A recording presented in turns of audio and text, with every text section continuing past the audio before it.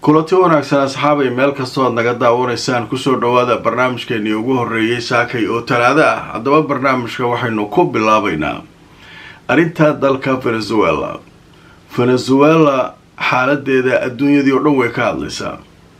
cid kasta way cambaaraynaysaa, mudaaharaadyo meelo kala duwan ka dhacaya, xataa maxkamadii madaxweynaha la geeyay venezuela magaalada new york horteeda mudaaharaada ka dhacay. magaalada london waxaa ka dhacayay mudaaharaadyo aqalka ra-iisul wasaaraha hortiisa lagu mudaaharaadayo laleeyahay arrinka sharci darrada ah iyo duulaanka qaawan ee maraykanka uu kusoo qaaday dowladaha ku yaala koonfurta america in markaa wax laga qabto oo maaragtay ninkan iska xoogaya dalalka waa in wax laga qabtaa. adduunkii o dhan qeelinaya. waxaa dhanka kale ka hadlay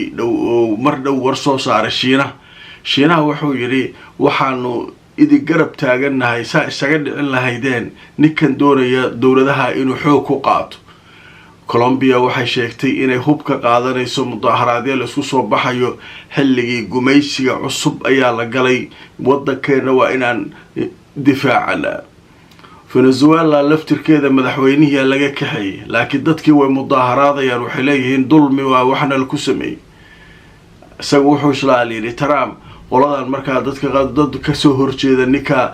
waa nacnay hal mar haddii nala ka waday dhihi doonaan, laakiin venezueliyaankii markay soo baxeen maduro taageersan yihiin madaxweynahoodi. annaka wadankeena lama qabsan kareen, bilaashaa shirkado u keenaysaa. trumpna muxuu yidhi 30 maalmood doorasho ma lagu qaban karo, waqtigay qaadanaysaa inta laisku duduwaayo, macnaha intaan kala tuuranayo hawshan la kala furo wadankan aan ku kala baxayo wax doorashaa ma u rabo ka wadaa. marka waxaasoo dhan ayaa wararkii cusub ka mid ah. iyadoo intaasoo dhan ay jiraan ayaa haddana waxaa soo baxay warka sheegaya in rasaas cusub laga maqlay saacadihii lasoo dhaafay aqalka madaxtooyada Caracas. shalay gelinkii dambe waxay dhaariyeen gabadha madaxweyne ku-xigeenka ahayd inay xilka si ku meel gaara usii hayso. waxay tiri cid kasta oo ku lug lahayd oo looga shakiyay inay sirdoonka maraykanka la shaqaysay qabashadii madaxweynaha, booliisku waa inay tallaabo ka qaado lasoo xiro. wixii oo dhan xirxirid lagu bilaabay. annagu wadankeena marnaba ma dhiibayna tiri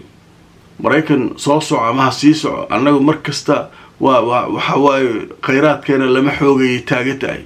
gabadhii marka sidii laga rabay uu ka waayay, hadda marka waxaa bilaabatay in markaa rasaas laga maqlay. waxaa la yidhi ayadiina ma lagu da-ay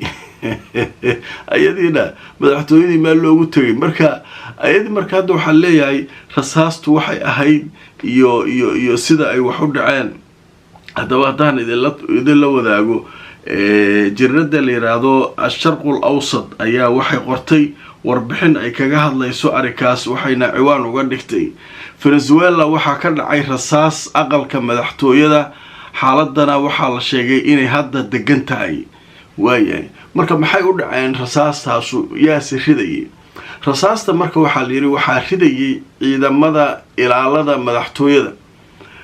sababtu marka maxay tahay? sababtu marka waxay yidhahdeen diyaarado drones ah oo aan la garanayn cidda iska leh ayaa waxay dul heehaabayeen aqalka madaxtooyada Caracas. nimankan marka rasaasay la dhacayeen, rasaastii iyo wixii isqabsaday meeshay marka cabsi fara badan ayaa dadkii magaalada Caracas caasimada venezuela ku noolaa kala carar iyo mar kale ayuu yimid maraykankii ayaa meesha ka dhacday. marka aqalka cad ee maraykanka ayaa durbaba war soo saaray, waxay yidhaahdeen waxa ka dhacaya caasimada Caracas shaqa kuma lehin markan ee diyaaradahan yaa iska leh. diyaaradahan droneska hawada isaga jira yaa meeshan ciddee la dagaalsan tahay yaa waayo. marka sheekadaasu marka iyaduna halkaasay martay oo maaragtay halkaasay maraysaa. marka waxaa la sheegayaa dhanka kale in mudaaharaadyo ay dhacayaan oo dadka kasoo horjeeda sheekadan ay aada u badan tahay. wakiilka dowladda venezuela ee qaramada midoobe u fadhiyana wuxuu yidhi annagu wadankeena in la dhacaa la rabaa, annagu daxiyaa nahay, annagu waana la dhacayaa. adduunkiyow ninkaan Trump la leeyahay inuu naboobuu rabaa, inuu hantideena dhacuu rabaa, waa marmarsiyo madaxweynaha kana saase ninkan hana la ka qabto. qaramada midoobe ka sheegay dowladihii qaramada midoobay oo dhan arrinkaa way ka soo horjeesteen waxay yiraahdeen waxaan waa gardarro aan geed loogu soo gaban ingiriisa dad ugu dhawaa maraykan wuxuu yiri waxaan wax la aqbali kara ma waa inaad tafsiir ka bixisaa macnaha noo sharaxdaa sababta dal xora inta loo galo madaxweynihiisa meeqa dowladooda laga xoog badan yahay dowladaha cid walba ka xoog badan tahay ma iska galaysaa ma iska soo wadanaysaa waxaas wax la yeeli kara ma ahan leeyahay haddaba marka sheekada Venezuela halkaas maray laakiin tara markiisu waa cad yahay shirkadihiisu la sharay nimankii qandaraaslayaasha shidaalkii hawshiisii uu ku jiraa inuu qabsado rabaa 30 maalmood iska dhaafay wax u soo dhow doorasho meesha ka dhacaysa ma lagu kuleeyahay macnaha waa iska bileeqaysana waay marka waa la isxooga adduunkan marka wararkaas ayaa ugu dambeeyay Venezuela waayahay waxaan u gudbaynaa Suuriya maanta waxa la leeyahay waxa wada hadallo dhexmari doonaan dawladda Suuriya iyo Israa'iil haddaba aan idin soo warar koordhow la soo saaray jiradda la yiraahdo Haratis ee Israa'iil ka soo baxda ayaa waxay sheegtay ay leedahay Jazeera wakiil ka socda Israa'iil iyo Suuriya inay ku kulmi doonaan maanta magaalada Paris si dib loogu bilaabo wada hadalladii dhinaca heshiiska amniga oo labada dhinac ay markaa ka wada hadli doonaan way wada hadalladan marka goormee ku soo beegmeen wasaaradda arrimaha gudaha ee Suuriya ayaa saacada ka hor waxay beenisay warar lagu faafiyay social media waxa la soo bandhigay mararka qaar sawirro inay xabad ku dhacday Ahmed Asharac oo dil ka badbaaday isaga iyo rag kale oo mas'uuliyiin ah sheekadaas marka dadkii waa la qasay waxaana lagu sameeyay lagu leeyahay aaladan la yiraahdo AI ayaa lagu sameeyay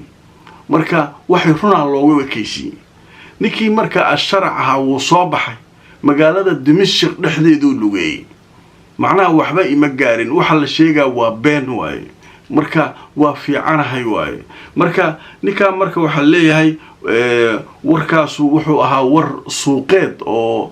la abuuray oo been ah in madaxweynuhu ay wax gaareen si khalkhal dalka loo galiyo ayay ahayda la leeyahay marka arrinkaas marka dawladda Suuriya iyaduna way beeninaysaa laakiin kulankan Paris ka dhacaya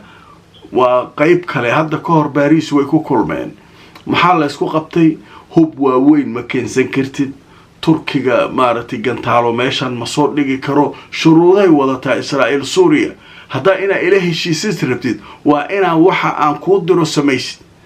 ninkana de waxaas ma sameey karo dawladdan oo la leeyahay qori dhashiika ka badan ma keensan kartid war miya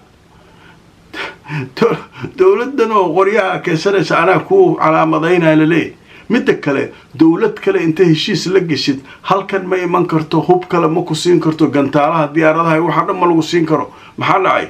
diyaaradahayga khatar ku yihiin aniga diyaaradaha aan leeyahay markaan hawada ku feesteenayo Suuriya ayay khatar igu keenay marka mar rabo wax khatar keeni kara markaan rabo Lubnaan aan ku duulaya Suuriya soo dul maraya dhulkaan oo dhan waa shacabkayga waxa deganaa lagu leeyahay marka sheekada Suuriya iyaduna wararkaas ayaa ka soo kordhay oo ka cusub wararkaas ayaa ugu waaweynaa wixii soo kordhay